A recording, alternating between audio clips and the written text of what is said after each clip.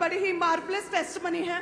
ये कहते हैं भाई कि 12 साल से अलग अलग जगहों के ऊपर ये पास्टल सेवकाई कर रहे हैं, खुद एक सेवक है।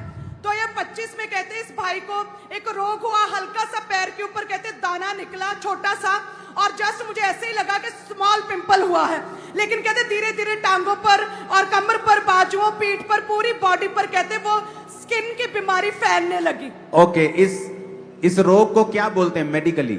इसे सोराइसिस कहते हैं अपोस्टल जी। सोराइसिस। सो ये इसका कोई मेडिकल क्योर नहीं है जहां तक मुझे ख्याल है। जी जी जी, नहीं। तो आप डॉक्टर्स के पास भी गए होंगे, मेडिसिन भी खाई होंगी? मेडिसिन खाई है सर।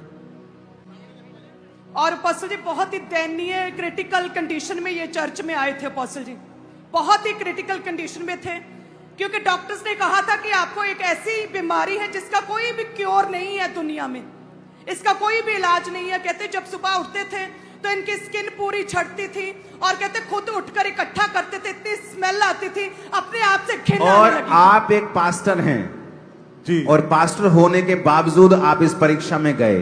जी। मैं पास्टर तो था, परंतु जिस हिसाब से सेवा करना चाहिए उस हिसाब से सेवा नहीं कर रहा था। मैं गलत डायरेक्शन में था। मैं ये बोलना नहीं चाहता था आपको यहां से, लेकिन आप खुद ही बोल रहे तो ये अच्छी बात है, तारीफ करो जोर से। ओके।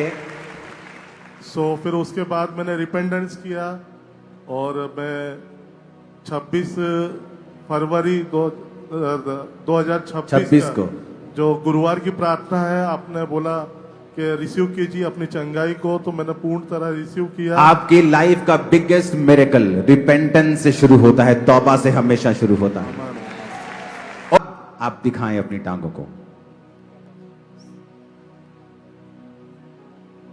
26 फरवरी के बाद जब प्रार्थना हुई, टांगे दिखा सकते हो आप क्या?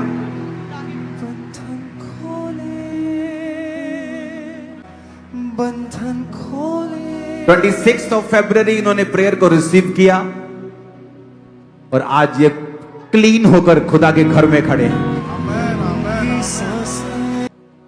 अब ये देखो और वो देखो, तुम्हें मालूम हो जाएगा खुदा कौन है और क्या कर सकता है।